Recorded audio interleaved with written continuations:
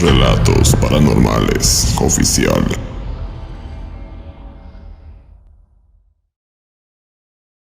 Esta historia que van a escuchar ha pasado de generación en generación dentro de mi familia. Un evento con un nahual que sucedió durante los años del siglo XVIII. Todo empezó justo en un remoto pueblo del estado de Tlaxcala, en México. En esa época, los invasores españoles estaban asustados, ya que habían presenciado infinidad de ataques con un animal desconocido. Describían el aterrador encuentro con una feroz criatura que era conocida por los indígenas como Cuilamistli. Los europeos creían que se trataba de una especie de guepardo. También hacían referencia a un tigre, incluso se le detallaba como un animal híbrido, mezcla de un puma con características similares a las de un ser humano, con unas patas largas y delgadas, así como un par de orejas puntiagudas como las de un lobo. En una de esas ocasiones, desapareció un español. Sus compañeros, preocupados por el paradero de su amigo, decidieron realizar una intensa búsqueda entre los bosques, la cual duró por varias horas, hasta que por fin, al haber transcurrido un largo rato, lograron encontrar el cuerpo de una persona, justo atrás de un árbol frondoso.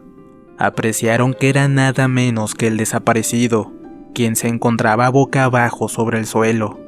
Así que rápidamente se acercaron para verificar que estuviera con vida, pero al momento de voltearlo, se quedaron petrificados.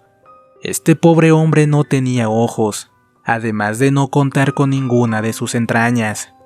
Parecía que una fiera salvaje le había extraído hasta la última gota de vida y había digerido secciones de su cuerpo. El encargado de la búsqueda, al ver tan triste escena, no pudo evitar hacerse una pregunta inquietante en busca de respuestas. ¿Qué clase de bestia era capaz de realizar estas acciones?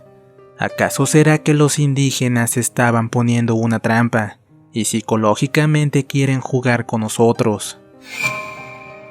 Furioso, el capitán español tomó a un indígena guía que los acompañaba en la búsqueda. Con enojo y sobre todo con furia, le acercó su cuchillo al cuello, exigiendo una respuesta de tal escalofriante evento, y si no lo hacía, en ese momento le quitaría la vida. El pobre indígena exclamó unas palabras que dejó a todos los presentes nerviosos y al mismo tiempo confundidos. Mejor sigan cavando una y otra tumba, señor, que les aseguro, las va a necesitar, porque esa criatura que los está matando no es de este mundo, y mucho menos fue creado por su dios blanco. Aquella bestia es nacida en esta tierra, pero no es totalmente un monstruo, hombre o humano como ustedes le dicen. Aquí nosotros lo llamamos el nahual Cuilamistli. Su cuerpo es enorme y de una musculatura de piedra. Tiene patas más veloces que sus bestias llamados caballos. Sus dientes son más letales que las de sus fieras llamados perros. Sus ojos miran a kilómetros de distancia y es capaz de partir un árbol con una sola mordida. Tiene sed de sangre y hambre de carne. No caza por cazar. Su instinto y naturaleza lo vuelven la más temible bestia de lo que ustedes nombran infierno. Este impotente ser posee garras tan letales como sus espadas y puede saltar por entre los árboles con gran agilidad.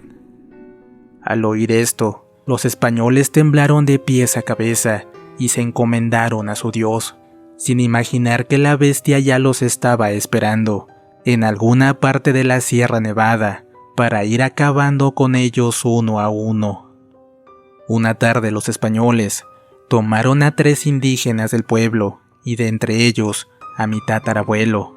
Esto por una sencilla razón, era porque él hablaba perfecto el idioma español y lengua náhuatl. Además, para ser guiados por los bosques, pues no conocían adecuadamente la zona. El grupo, formado por 10 españoles, estaba de expedición en los cerros del estado de Tlaxcala, en busca de minas de oro para incrementar su riqueza. Caminaron por varios kilómetros sin obtener resultados. Después de andar por varios días entre la maleza, decidieron parar cerca de un río. En ese instante, el hombre que estaba al mando de la expedición se alejó para orinar, a lo que nadie prestó atención, pero los minutos pasaban y él no volvía. Los demás pensaron que estaba pretendiendo alguna indígena que hubiera cruzado por la zona. Por tal motivo, decidieron esperarlo, sin imaginar que su idea estaba lejos de la realidad. Los minutos transcurrían y la noche comenzó a caer en el lugar. De pronto, sucedió algo que nadie imaginó. De entre los árboles, se escuchó lo que parecía ser el llanto de un bebé, pero no era un sollozo normal y común, sino todo lo contrario. Lloraba en un tono espeluznante que erizó la piel de todos. Este llanto, por supuesto, intimidó y confundió completamente a los españoles. A pesar de esta rara situación, no faltó quien hiciera un comentario de mal gusto. Argumentó que el capitán había encontrado mujer y dejó a su bebé solito a la intemperie. Sin embargo, sus caras cambiaron rotundamente al ver cómo los rostros de los 3 indígenas se iluminaron con una imagen de miedo y terror. Ellos sabían que ese llanto era originado por la gran bestia Cuilamistli, la cual estaba muy cerca de ellos, y era hora que saldara cuentas con los invasores. Con un poco de miedo, se hicieron para atrás los indígenas, y mi tatarabuelo, al ver que los españoles estaban aturdidos, aprovechó la oportunidad para escapar, ocultándose a toda prisa entre los árboles. En ese preciso instante, estaba a punto de iniciar una feroz carnicería, donde los pocos que resultaran vivos pasarían esta historia a sus generaciones.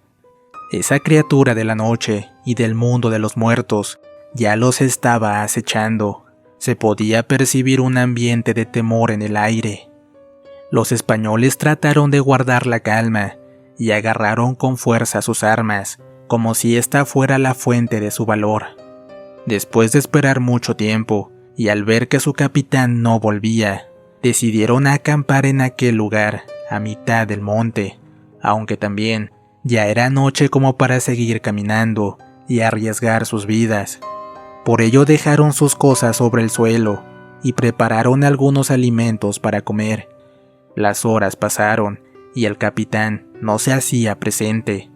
Sin lugar a dudas, algo no estaba bien. Era evidente que no estaba con una mujer. Así que el segundo español al mando ordenó a 2 de sus compañeros a ir a buscarlo. Ellos se adentraron en lo oscuro del bosque y caminaron cerca uno del otro. El temor de caminar en tierras desconocidas los asustaba, cuando de pronto escucharon de nueva cuenta el llanto del bebé. Este sonido los dejó impactados. No era posible que un niño estuviera cerca, y más en un lugar tan solo y frío como era el monte. Aquel llanto los llenaba de terror con cada segundo que pasaba.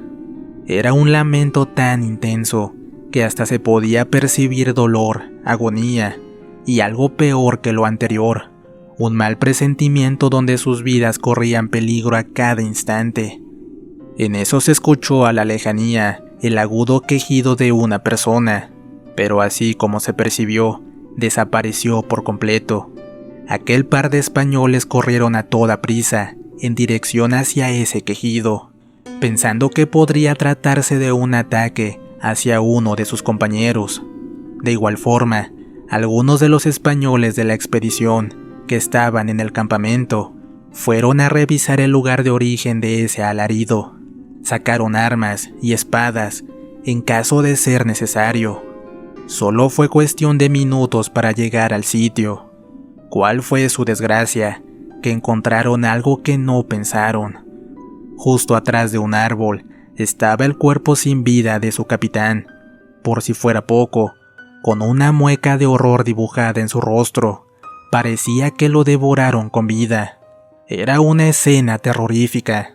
Al verlo a detalle, se dieron cuenta que había varios pedazos de carne cortados a la perfección.